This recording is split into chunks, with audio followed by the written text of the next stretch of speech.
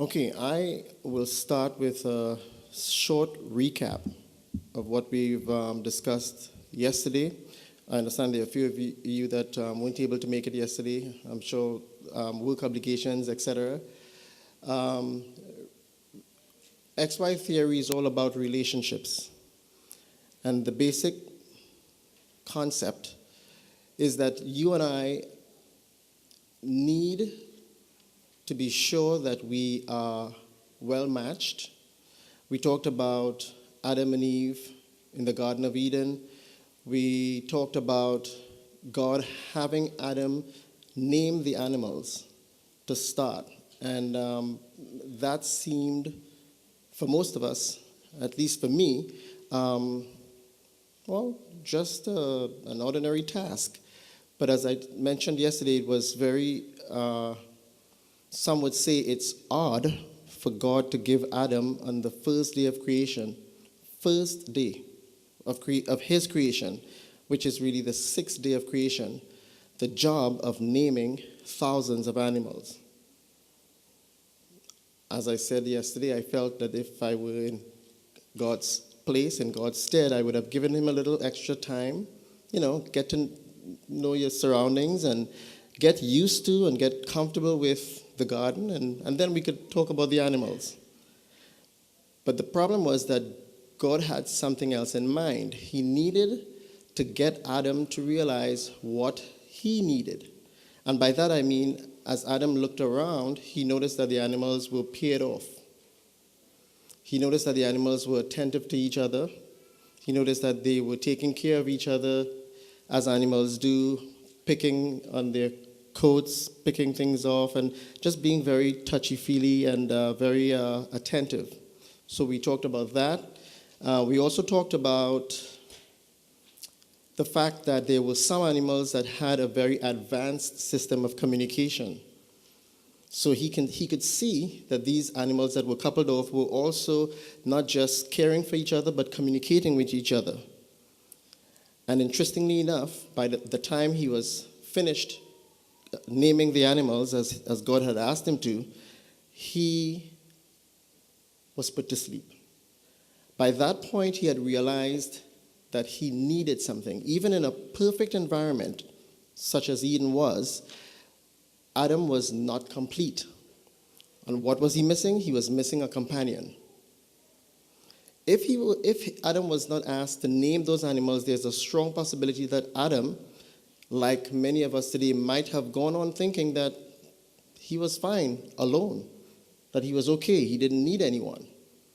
And I'm sure you've spoken to people who have absolutely sworn against marriage, and you've heard a few people say, no, I don't need anybody.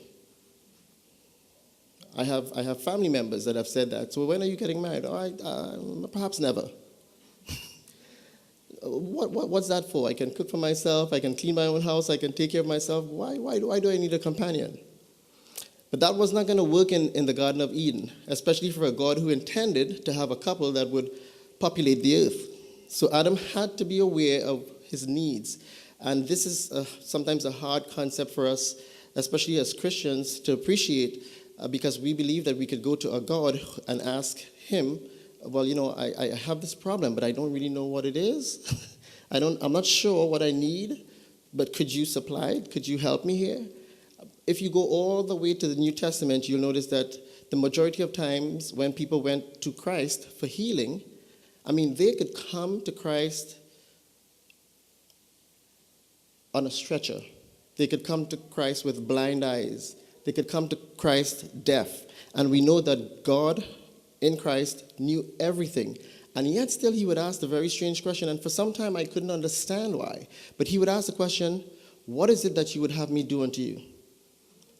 That's a strange question for a God who knows it all to ask. And you and I are just human beings, but if I see a man coming in here with one leg, I don't think he needs to tell me what he needs. I'm guessing you need a second leg, right? But yet still Christ would always ask, well, what is it that you want? So even though we have some needs that are extremely obvious to everyone else, it's important to God that you understand what you need. And one good reason for that simply is, if you don't know what you need when you pray for it, how are you going to know when you got it? So it's very, very important. And from day one, needs were extremely important to God. So Adam figured it out, and once he figured it out, guess what? He got it instantly. Some of you are asking for things and not getting them primarily because God isn't convinced yet that you know what you need. So that's a little bit of what we talked about yesterday. So we found that we knew that Adam needed first two things. He needed a companion that could at least do what animals could do, give him affection. And some of you have pets, you get a lot of affection from the pets, you talk to them, but they don't talk back to you. I'm hoping. I have a few of my students that claim that their pets talk to them, but you know that's some abnormal psychology that's going on there. So your pets do not speak back to you, and Adam realized that the pets were actually communicating with each other. So two things, affection or intimacy, and then communication. He needed someone at his level that could speak at his level. Not just the kind of communication that we talked about yesterday where pets can actually say to each other, you know, there's a human being coming. And we talked about that yesterday. There are pets that could tell you, okay, here's a man coming and he looks dangerous, or he's tall, or he has something in his hand that looks like it could hurt us. Now, they don't use all those words. They use a lot of grunting, and there are actual pets that could do that. But Adam needed someone that could help him plan. They had an entire world to populate. So you want someone that could help you plan a life together, plan a future. So those are the two basic needs that Adam knew that he needed on day one. And then he needed help. Now, the Bible does not tell us that he finished his task completely. There were thousands of animals. So probably Adam could have used a little help. And so the Bible talks about God providing Eve as a helper. Now, we don't have the same job description that Adam had. We have different jobs. We each have different types of work that God intends for us to do. But the person that he finds for you, or the person that you're with, should be a person, the Bible says, that is a suitable companion. We talked about that yesterday. It was very strange to me that God would use the word suitable. If I'm creating two ideal, perfect human beings, how does the word suitable come into play at all? What does suitable mean? You sin-free, you kind, you gracious, you helpful. Why do you need to be suitable? You need someone that's suitable, even if it's a good, upstanding, upright Christian person, because you have a unique task. We each have a unique mission, a unique work that we have to do. And so one person, someone that's suitable for you, might not be suitable for you, because they're supposed to help you with something different, something else. They have different skills. So it's really important that you get the right partner. Okay, so that's our recap, and let's dive right in. Okay, we also talked about the fact that the research that I did, 5 years worth of research, actually showed that we have two personalities. So for some of you who felt duped into marrying the person that you did, I want to tell you that it wasn't really your fault. Not totally. I mean, if you didn't listen to your parents, and you didn't listen to your pastor, and you didn't listen to anyone, and everyone told you that's not someone that's right for you, well, yeah, maybe there's a little responsibility there. But generally speaking, what we did not know prior to this research is that we have two distinct personalities. I touched on that yesterday. The first personality is your social personality, which is what you are seeing from me today. You don't know me, you don't know much about me, but if I say a lot of nice things about myself, then that's my social personality talking. Then you have the relational or relationship personality. And those two work together as if they are partners, not really good partners, and not necessarily friends of yours. The social personality's job is to make the person that you're with seem like somebody that you would be interested in. And that personality actually presents the best side of that person. So you've heard people talk about, oh yes, I was dating this guy, and I think I was dating his representative because the guy I have now is completely different. Well, he is different because you were dating his first personality. You were dating the social personality. So the social personality takes you as far and as long as it takes for you to make a commitment. When your heart becomes attached and involved in the relationship, or when you get married and there's no turning back, so to speak, the social personality has done his job and retreats, leaving the relationship personality to take over. And guess what? Sometimes those two are like night and day. Nothing at all in common. So you wake up one morning with this person next to you and you think, who are you? Where's the person that I said yes to? Where's the person that I said I do to? Where's the person that I thought I had? And the problem is, the person that you're with now is the person that you'll have possibly for the rest of your life. So when I discovered that, I was driven immediately to create a test, the XY, I call it the XY personality test, that would measure not the social personality, which is the one that is used to trick you, but the relationship personality. So for anyone that has the intention of presenting a side of themselves that is not true, that person will be completely, their intentions will be completely foiled if you can get them to take the test. So I've spoken to a few young people and I have encouraged them, never, ever, ever date again without finding out what someone's relationship personality is. Because that's the one that you will see 5 years down the road and 10 years down the road and 2 years into the marriage. The test is free. I'm just going to let you know a lot of you have the bookmarks. And on the bookmark, it says xytheory.com. The test on that website is a free test. You can take it and you can make sure that whoever you're interested in takes it. And if you're already married, well, you really want your partner to take that one too. Because this thing is fixable. It's easily fixable. You just have to know what you're dealing with. You have to know what your needs are. You have to know what his needs are to be able to make the adjustment. Okay, so we said yesterday that when you take the test will show you 4 personality types.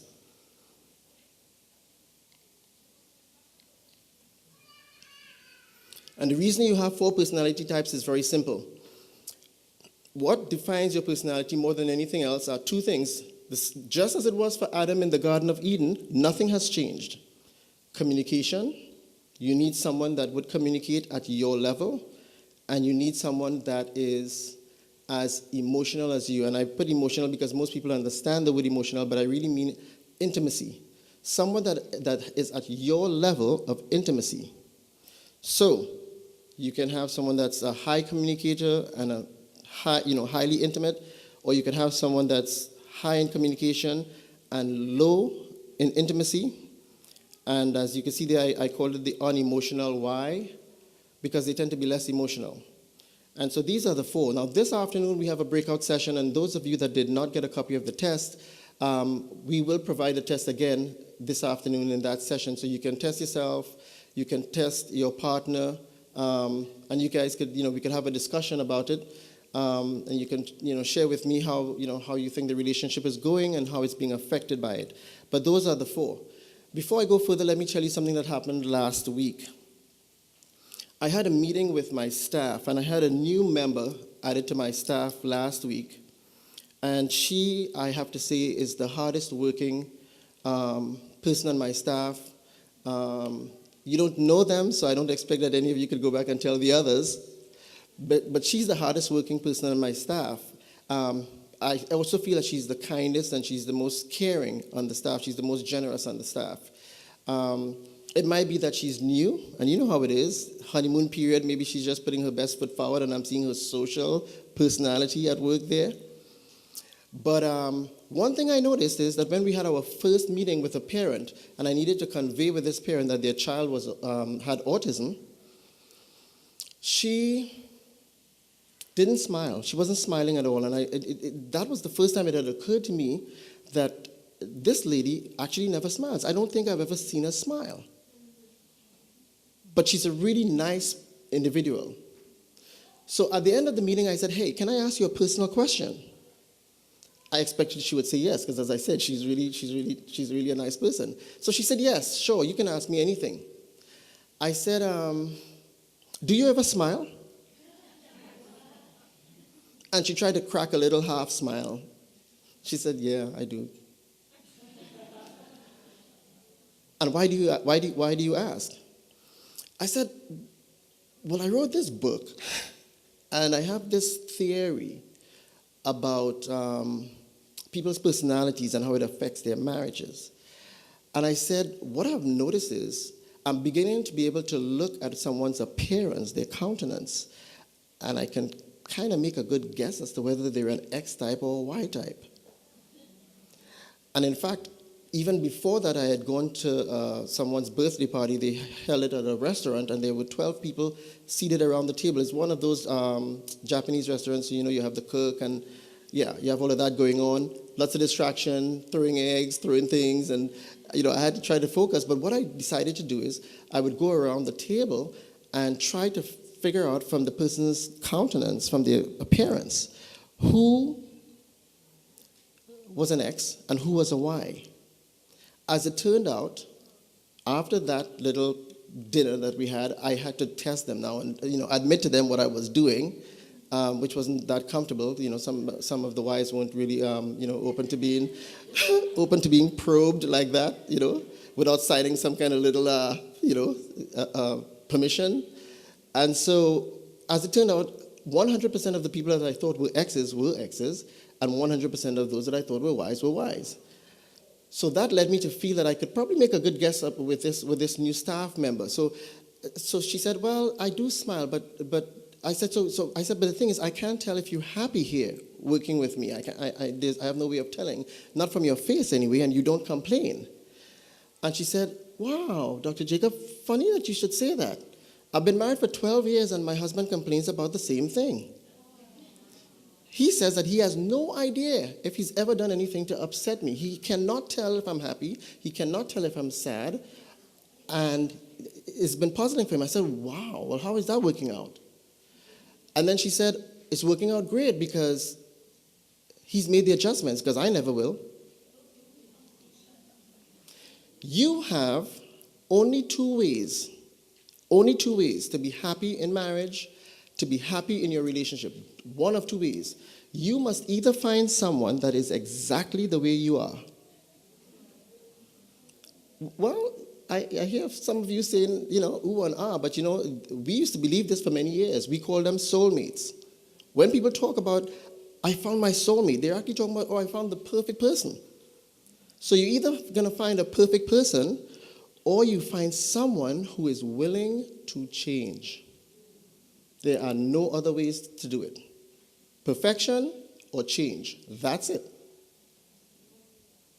Well, fortunately for us, the XY test can tell you how willing someone will be to change even before you get into the relationship. So she was 12 years in, and she was lucky because her husband was willing to change, and she was unwilling to change. So it worked out for them. But for those of you who are single, you might not want to take that chance.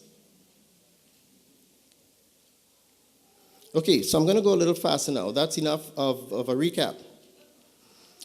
So we started testing, and we found out, okay, some people are X-type personalities and some people are Y-types. Remember, we were dealing with emotions on the one hand, and then we're dealing with communication on the other.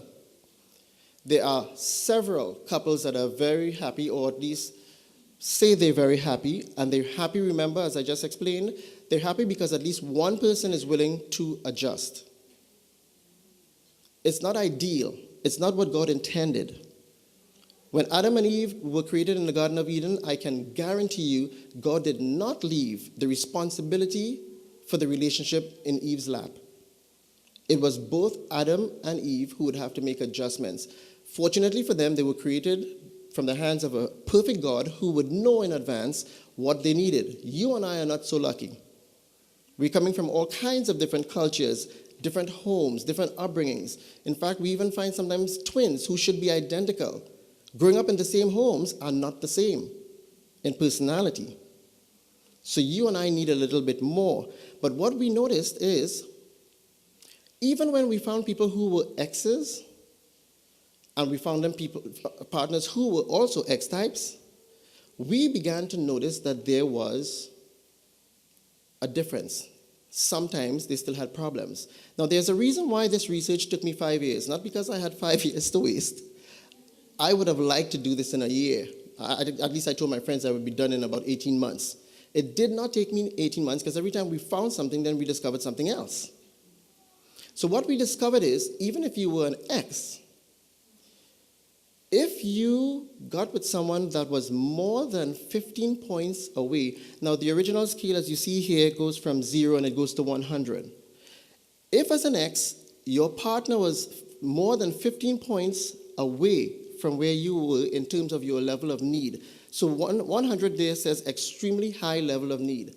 It doesn't make you a freak. I know a lot of 100s, and they're perfectly fine. It just means that they need all the attention and love and affection and touchy-feely, everything that you could possibly give them, they must have it. And then you have high need, and then you have moderate need. But moderate need to extremely high need is more than 14 points. So what we found is, when someone with an extremely high need got with someone with a moderate need or a borderline need, we actually found that they had the same difficulty as two people who were X and Y. I hope this is not confusing to you. What it really means is you have to find someone at the same level of need. Maybe removed by just one level. I spoke to someone last night who said, I would prefer not to have a guy that talks as much as I do. That's not going to work for me very well. And I understand that. I get that. So that person, for instance, if she had an extremely high need, she would look for someone with a high need. Not borderline need, because if she went too far down, she would come to me again and she would complain, he is not talking enough for me. What's wrong with him? I thought you said he was an X. So the person, you can choose, and you need to decide. Some people, I also met someone who said, I like a guy who talks a little more than I do, because sometimes I run out of things to say. So he could keep the conversation going, because I really like conversation, I just don't have anything to say. Getting tested and getting him tested would give you all of this information. You'll know exactly how to choose, how to pick the person that you want. Or you'll know how to pray for what you want. But you'll know what you want. And when it comes to you, you wouldn't think to yourself, oh, this is not what I prayed for. This is not what I need. This is not what I wanted, because you already know what you need. It's important to know what you need. Okay, today we're going to talk about, and I am going to work very hard to make sure that I do not run out of time, because at the end of this part of the discussion, I'll tell you all about your hormones and how they affect your choices. Some of you will be really happy about the information, and some of you will be a little disturbed. Nobody wants to believe that we don't have 100% control over our decision making. But we are chemical beings, and to be honest with you, without needing to make any excuses for God, when he created us, we were created as perfect human beings, and he created us with hormones and a lot of genetics and chemical things going on that would make possible what he intended, what was part of his will. He did not intend for Adam and Eve to have to be thrown out of the Garden of Eden. He didn't intend for them to become different. When he created them the same, he created them to be one. So, let's start with the intimate needs. When we meet this afternoon, I will go over the non-intimate needs, all the other needs, the communication needs that create as many problems for you and your partner as the intimate needs. So remember, we have intimate needs, we have communication needs. So we'll talk about communication this afternoon. Right now, let's talk about the intimate needs. X-types have some needs that look very, very similar to what you would have expected in the Garden of Eden. Oneness is at the top of that. What that means is an X-type person needs to feel one with their partner. An X-type person needs to feel close to their partner. And I understand that fully. Remember, we talked yesterday about the Godhead. When God was doing anything big, you would hear him say, let us. You guys are familiar with that, right? Let us create man in our image. Let us go down and see what's going on in Sodom and Gomorrah. Let us go down and see what's happening at Babel. Lots of let us. The Godhead completely understands oneness. This is how they created us. So the oneness is not strange, is not unique, unless someone is taking it to the extreme. And yes, I have spoken to a couple where the young lady could not be away from her husband's side at all. She did not suffer from agoraphobia. She did not have that problem where she's unable to step out of her house. That's a psychological disorder, quite separate on its own. She could step out of the house, but he would have to go with her, even to stay the brothers. It doesn't matter where she went. He would have to go with her, or he would at least have to drop her off and pick her up. It was very strange. So she needed oneness, but to an extreme degree. That's not what I'm talking about. And then affection. X-types need affection.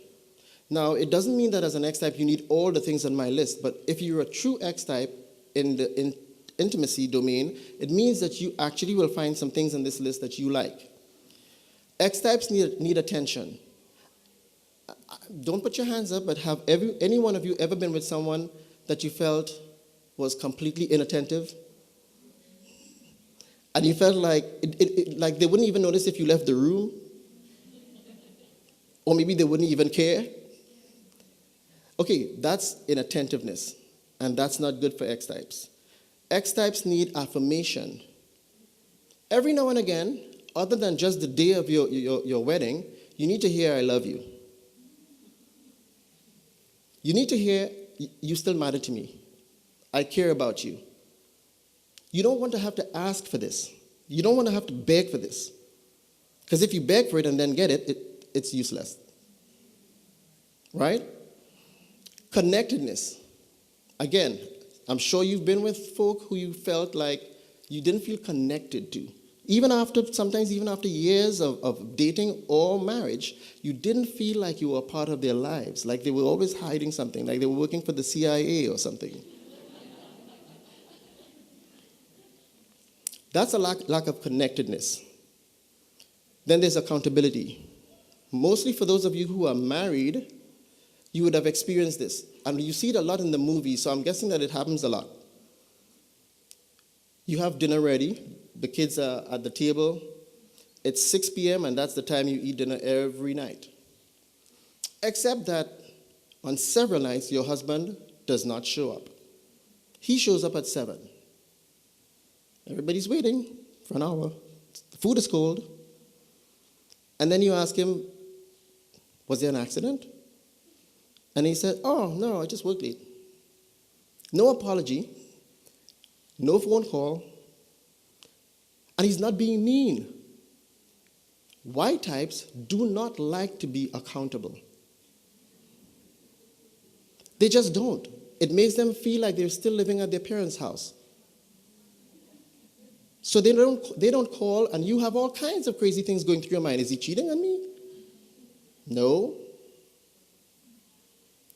They just don't enjoy being accountable. They just don't like it. It's part of their personality. And if you knew that, you would make an adjustment. You would do something a little different. Maybe you'd have a little flexibility on the time that you'll have dinner, and maybe you just decide to have dinner without him. And then there's VEE, just pronounced V. And, well, that one is a little difficult. V is verbal expression of emotion. We talked a little bit about that. Some people just don't like to. I have spoken to a couple before that they were dating for 3 years, and this guy wanted to marry her, but couldn't pop the question. And I said, well, why? You're waiting 3 years. I mean, you know most of the recommendation is if you go beyond 2 years, it's a waste of time. I mean, surely the person knows if they want to be with you or not by then. And he said, well, Dr. Jacob, I'm waiting for her to say I love you. I said, wait a minute, hold on. You telling me that she has not said, I love you yet? He's like, no, but how long is too long? I said, 3 years is too long. Not even I love you? Forget, will you marry me? Not even I love you? And he just thought, well, but she shows me in so many ways that she loves me. I mean, she when I go to her house, she will cook dinner for me and she will serve me on a tray, and she waits on me hand and foot. Well, guess what? Do you think it meant that she didn't really love him? Not necessarily. Now, personally, I couldn't handle that. I would have to hear I love you at some point. I mean, I couldn't pop a question if you never said I love you somehow. I mean, but some people can, and some people need to know that there are people out there who have a really hard time with verbal expression of emotion. They really have a difficult time. And by the way, they're Y types. So keep that in mind. Giving. XY couples, if you are in an XY relationship, then you have complained to someone, maybe your mother, maybe your friends, maybe your co-workers. You have complained to someone that you feel that in the relationship you are giving more than you're receiving. That's one of the highlights of an XY relationship. It's not about whether you're happy. It's not about whether or not you headed for divorce. As I told you guys yesterday, there's another doctor that did a test that would predict that, and I'm not even interested in predicting anything, that's heading toward divorce. I'm trying to see how I could stop this. We have a plague right now. We have an epidemic right now, and it's getting out of control. I'm trying to see how we could stop this. So I'm telling you right now that if you're in an XY relationship, even if you believe that you're happy, but you're the one giving all the time, and your partner is the one receiving all the time, and you feel that there's no equality, there's no equity, then you're probably an X stuck with a Y. Romance. I don't have to tell you about that. Y types practice something I call functional faking. If it serves their function, if it serves their purpose, in the dating, courting part of the relationship, to do certain things, it becomes very easy for them to do those things. When you think about your Y-type partner, if you're an X, think about someone who is governed by functionality. Every conversation should serve a purpose. Every conversation must have a function, and they will tell you. If you don't believe me, ask them. Next time you talk to your boyfriend, if you think he's a Y, ask him. Do you have a problem with chit-chat, just regular casual chit-chat? And he'll tell you, yeah, that's gossiping. I don't want to hear about what happened with your day with your girlfriends at work. And then you'll say, but one of them died today. You don't want to hear that? And then you say, oh, one of them died. Okay, well, what else is there to talk about? I mean, she died. And I'm giving you the extreme examples of Y types, but these things have actually happened. People have actually said these things to me, and they are the extreme examples. PDA. Y types have a difficult time with public display of affection. I do not know why. I cannot tell you. They just they just don't want to hold hands when they're out. Now, you're married. There's no turning back. What's the big deal? Huggy, feely, touchy, holding hands in public. Oh, don't do that, honey. We're out in public. What is that about? I don't know. This is how they feel. Public display of emotion. And by the way, these are described at length in the book. I really, to get into this within this hour time, I have to summarize them. Public display of emotion. A lot of Y types are turned off by your display of emotion. Like something happened and you cried. You know those guys that say, could you stop crying? It really gets under their skin. They cannot handle emotions, emotionality, emotional expression. So crying actually makes them angry. I'm sure a few of you have been in relationships where when you began to cry because the guy told you some news that you should really cry about, he wished you would stop. Y types have a problem with that. Helping and fairness. I cannot begin to tell you when I did my research, I actually did my research on 700 people, the initial research, and then expanded that to 1,500 to include couples. I cannot begin to tell you how many women in an XY relationship, especially women, how many of them said, I don't feel that my partner is fair to me. I will do something for him, and He thinks it's quite okay not to reciprocate, which takes me to the next one. Reciprocity is a huge problem in an XY relationship. It's supposed to be a give and take, which is why a lot of XY relationships have more problems with equity of housework. If you're in a relationship where you are doing most of the housework, well, it mightn't mean that he's necessarily a Y-type guy. He might actually be a lazy X. But here's how you could tell the difference.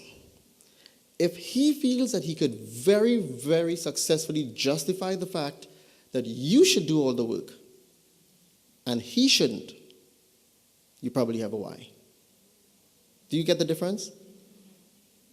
Just like there are exes who are unfaithful, but they're unfaithful with a difference.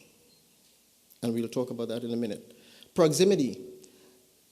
You're sitting on the sofa, you're watching TV. If you're an ex with high needs for emotion, for intimacy, you would like your partner to be next to you, right next to you. You might want to put your arm around them, you might want to put your head under the shoulder, and he would behave like you had rabies. If he's a Y, a lot of Y-type men don't want proximity. They like a little distance, a little space. And you need to know how much space that is. What if it's clear over to the other side of the room? You need to know that. Some men have their favorite chair, and you thought that favorite chair was just comfort. No, the favorite chair is a chair for one. So you don't get to get any closer. And then there's value. A lot of Y types have values that are very different from yours. I have actually spoken to men who complained to me about the fact that their wives had put on a little weight. I pointed out to two of those guys that they had stomachs that prevented them from seeing their toes. But your wife who bore your two children, you have a problem with the fact that she put on 10 pounds? Why should she continue to look like a Barbie doll? I don't get it.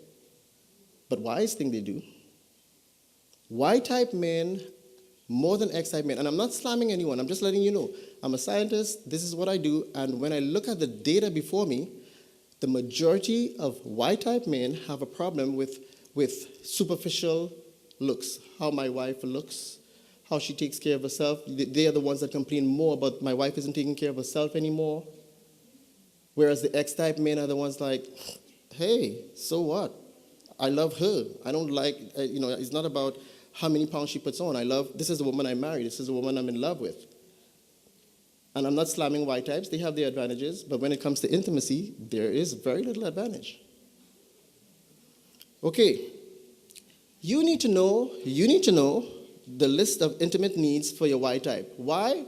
Because 85% of you that are married are in an XY relationship. Kind of high, right? I know, not so good news. 85% of you that are already married or in a relationship, you are with a Y-type person. So you may be the Y-type person. You may be the Y-type person stuck with an X. Yes, stuck. Because this is how Y-types feel. They feel that they're stuck with you.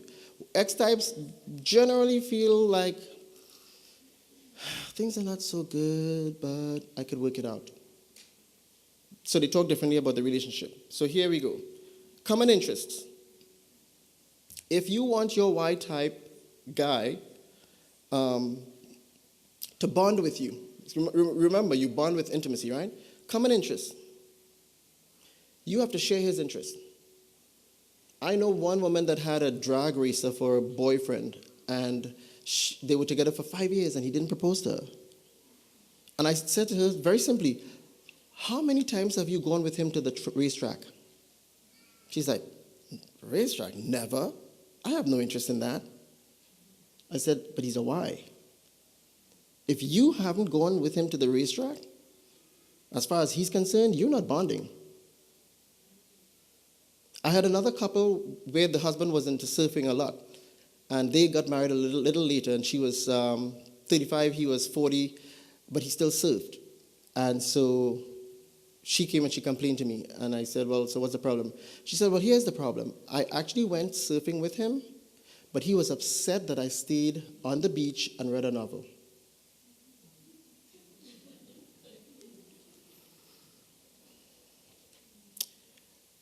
There's a difference between common interests and, if you look on the right side, shared activities. For some Y types, it's not enough that you're interested in what they're interested in. They actually want you to participate. I'm just saying, I'm not telling you to get on the surfboard. I'm just saying you need to know the type of Y you have. Is he content with you just being there with him? Or does he want you always to be participating in his activities? And of course, these are activities that guys like. He might want you to join him with golfing, but I really doubt that because golfing, fishing, hunting, those are a lot of things that guys do to get away. And I'm saying guys because still 75% of men are Y types. Only 25% of men that I've tested are X types. So that's why I still generalize. Compatibility, very important. If you're going to get with a guy that's a Y, you guys had better be compatible. Why? Because Y types are not the most flexible creatures on earth. Y types, their comfort and their security come from being who they are. They like to stay close to their core. Changing means, for them, even changing behavior or changing attitudes or changing points of view mean for them changing who they are inside. And it's very uncomfortable. So compatibility is very important then. If you are going to get with a guy who likes bungee jumping or parachuting, and you like the same things too, then you won't have a problem because you'll be doing them. And for him, he would see that as bonding. Security needs, high security needs. I didn't qualify that, but I will now. I didn't qualify it on the slide. Y-type women. Oh, by the way, there's a whole chapter in the book on Y-type women, because when I started this, I just thought, okay, I'll just talk about X-types, I'll just talk about Y-types. We already talked about the fact that it could be male or female, until I started testing Y-type women and realized that they had some extremely unique characteristics.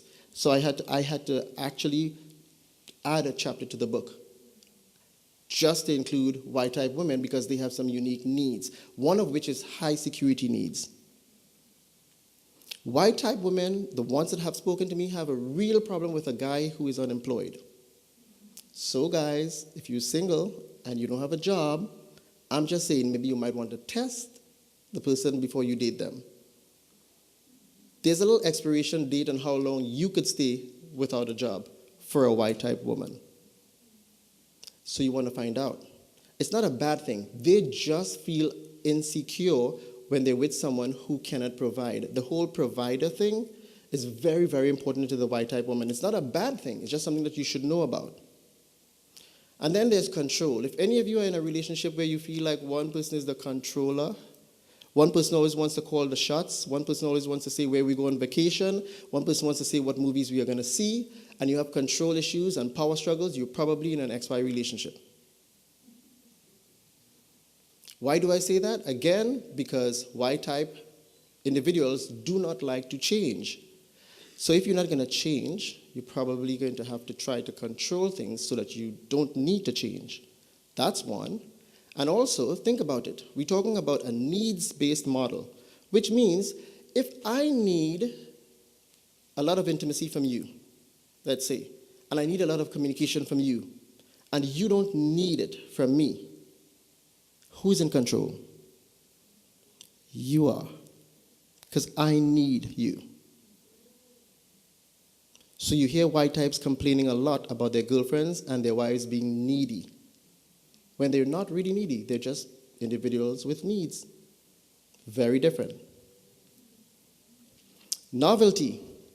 In the book, I wrote a whole chapter, which I won't go into here, that has a lot to do with sex, and it has a lot to do with intimacy, because, intimacy, very often it eventually leads to, sex. So, Ys like a lot of novelty. It's one of the reasons why a lot of Y types step out of the marriage. They like things to be different. They like things to be changed up. They're the ones that complain the most. I am so bored in the bedroom. She does the same thing every time. Novelty. What you didn't know is that novelty actually produces a hormone that a lot of Y-type men have gotten addicted to.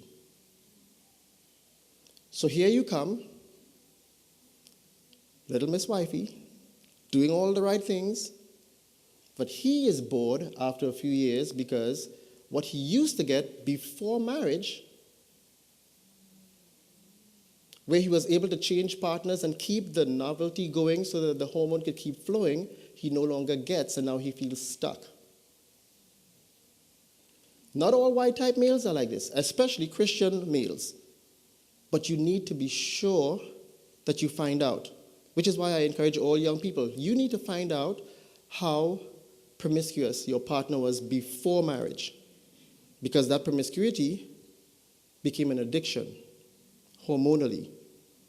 So you need to find out. I mean, he could be a converted man, and he could, and especially if you converted him yourself, like, you were the one that took him to your pastor and said, give him some Bible studies. I need to marry this man. I know he was wild before, and one woman told me that. She said, you know what, I knew that my husband was a wild man before I married him, but I felt that his love for me would stop that. And he became a Christian. So she thought that would stop it. You know why it didn't? It didn't because the hormones that he had gotten used to in his promiscuous days were stronger than his own willpower, than his determination to do the right thing. Does that make sense? So you need to find out about history. Okay, my favorite author, she said, well, not favorite author, this is, where this is, Proverbs. It says, guard your heart above all else, for it determines the course of your life. I won't explain that further, but you'll understand in a minute. So let's talk about falling in love. And this is mostly for single people, but we'll get to the married folk in a minute. Let's talk about falling in love. You have 3 phases. The infatuation phase, and that is controlled by testosterone and estrogen. In the infatuation phase, that is where you most likely are going to be inclined to be promiscuous, or you're going to be, how should I put it? You're going to have a partner that might want to push you in that direction. This is in the infatuation phase. It used to be first couple of months, now I understand it's first couple of weeks. Things have changed, but what is pushing is testosterone, if it's a guy. And testosterone is not a bonding hormone. Are you listening to me? There's nothing in testosterone that will keep a man with you if you gave yourself to him, because it just doesn't do that. It wasn't created for that. Same thing for estrogen. There are some women now. Things have flipped around a lot. We will talk about that later this evening. Things have flipped around a lot. There are a lot of women now that push men before they're ready to become too intimate. But the push is coming from estrogen. It's not coming from any hormone that will cause her to want to stay with you. So that's the infatuation phase. I threw in Japan, Hong Kong, United States, only because when I did some research, I found out that Japan, remember we talked about Japan yesterday? They actually have found that the average married couple in Japan has sex 33 times a year. See why the Japanese women were so unhappy? See why I had that caption up when they said that they needed a man like fish need bicycles? 33 times a year. So you do the math. Find out what that is a week. Hong Kong, 60-something. The United States, 126. So you guys are in the right place. No need to migrate. Don't move to Japan. Not a good idea. Second phase, the attraction phase. Monoamines and serotonin. And if you remember falling in love, you will remember that you were giddy. There's a reason why they call it falling in love. You were obsessive. You were on the phone all night. You were talking up until 2 in the morning, and you knew that you had a job that required you to wake up at 5. Well, what they found is your serotonin levels drop when you get to this phase of the relationship, and it resembles the same serotonin level in people with obsessive compulsive disorder. There's a reason why you obsess about the person that you're falling in love with. Why you don't want to eat. You're like, I'm not hungry. I'm sorry, Mama. I know I haven't eaten in 2 days, but I'm just not hungry. And I don't want to sleep either. I just want to talk to him. And then the attachment phase. For you single people, this is the time that the guy usually runs away. The attachment phase. Because if he never intended to be attached to you, if he didn't feel that way about you, that you feel about him, or if he's missing a hormone, which for guys is called vasopressin, chances are he's not going to want to stick around. I told a few people yesterday about the story of Amnon in the Bible. Okay, you know that he wanted to sleep with the king's daughter, and so his big thing was he said, I'm in love with her, please, I must have her, which was really weird because he could have said, I'm in love with her, I must marry her. He didn't say that. He said, I want to sleep with her, I have to be with her, I must have her. So he pretended to be sick. And then she came to attend to him, and he raped her. And she said, which was the most logical thing I think I've read in the Bible, she said, you know what? Let's get married. Nobody has to know how you defiled me. She was such a good woman. Nobody has to know what you did to me. We could just get married and have a family and we'll move on from there. But the Bible said that the hatred that he felt for her after he raped her was more than the love that he felt for her before. We now know what causes that. Testosterone, high testosterone levels destroy oxytocin. And oxytocin is the bonding hormone. So if he didn't have really great intentions for her, if he felt infatuation and mistook that for love, then he actually destroyed any chances of ever feeling like he wanted to be with her. But she didn't know that. She couldn't know that. And she wouldn't have had a choice even if she had. But apparently he didn't know it either because he really thought he was in love with her. I won't tell you yet what the lesson in that is, but it's pretty obvious. Ladies, so when we fall in love, the hormones behind it are responsible for our obsessing on the good points and completely ignoring the bad. Younger women, brains do not fully develop in girls until about 20, but in boys until as late as 24. I didn't write the rest of this on here, but I'll tell you what the rest is. Boys they don't have the capacity to commit fully before age 24. So you're ready to commit at age 20, and of course here in the United States, which is very different from other countries, they tell you you should date close to your age, so you date a guy that's 20 or 21 and he's nowhere close to being ready. So if he's dating you, what exactly is he hoping to get from you? It's not going to be marriage because he's not physiologically ready. So what do? Perhaps wait a little? Perhaps wait a lot? The last part of the brain to develop is the prefrontal cortex, which controls impulses, moral reasoning, emotional stability, concentrating, and prioritizing. So all the things that he needs, and also, impulses. This is the reason why high schoolers break up every time I talk to them. So how are you and your girlfriend? Which one? Oh, Dr. Jacob, that was 5 weeks ago. I had 3 girls in between there. Impulse control. If you're an X, please date only X's like yourself. If you're a Y, please date only Ys like yourself. You do not want to date someone that you feel is needy. Why would you? I'm going to jump past this. So singles, if you want to find out about mistakes that singles make, you are going to have to come this afternoon.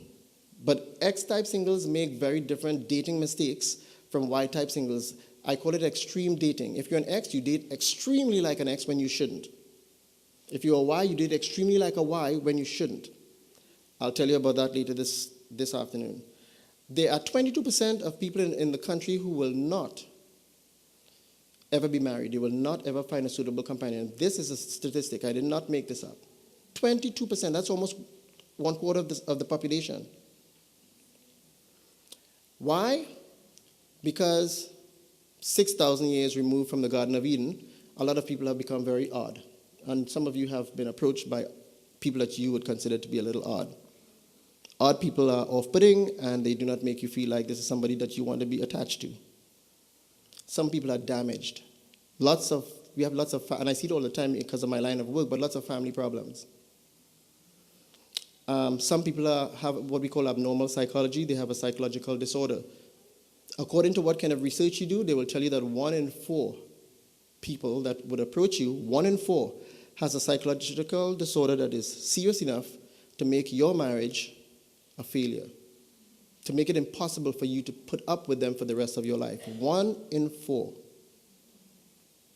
And then some people just are very independent. Too independent, I think, sometimes don't even want to be married. But, everybody, not everybody, but a lot of people still want a family and want to, continue with the independence at the same time. I am going to skip the Noah question in the interest of time. Okay. Favorite author. Great care should be taken by Christian youth in the formation of friendships and in the choice of companions. Take heed lest what you now think to be pure gold turns out to be base metal. All right, we are going to end with the voles, and then you'll go to lunch, and then when I see you this afternoon, we'll pick up what we left off. There are 2 types of voles. They look like moles, the ones that come up in the ground and make holes in your lawns. They're called voles, and there are 2 types, the mountain vole and the prairie vole. These voles are important because if you look at these voles, the vole with the babies under, seen the vole with the little pups, they call them pups, is most likely the male. Voles are among 3% of monogamous mammals. Human beings happen to be monogamous, even if you mightn't think it looks like that. But 3%, voles are in the 3% of monogamous mammals. So here's the thing. There are 2 kinds of voles, mountain voles and prairie voles. The prairie voles, scientists took a little look and noticed that prairie voles stuck together for life. The first time they meet, there's a 24-hour sex marathon. Not making it up. 24 hours, non-stop. At the end of which, they are committed for life. There is nothing anyone can do to separate them. 24 hours, oxytocin. So what scientists did is, they noticed that there were some cousins. They had some cousins in the mountain. They're called mountain voles. And the mountain voles look exactly like the prairie voles, except that if you look at the literature actually calls them the players in the vole world. So they would get with a female, they would get her pregnant, and as soon as she was pregnant, they would take off. And she would never, ever see him again. And they did this, they made their rounds in the mountain, just made their rounds. This is how they lived, constantly. While the prairie voles were down there building homes, getting together, you should see the males in the prairie voles. They're nesting, they're building the home, they're doing all the things that you thought Adam would have done for Eve. They're building the home, they're taking care of the pups. And here's something that's really interesting. Prairie voles are so serious about their relationship that scientists have noticed that they avoid the approach of other females. If another female is coming, they run the other way. Yep, that's kind of what we want, right? That's what we want. The scientists couldn't understand it.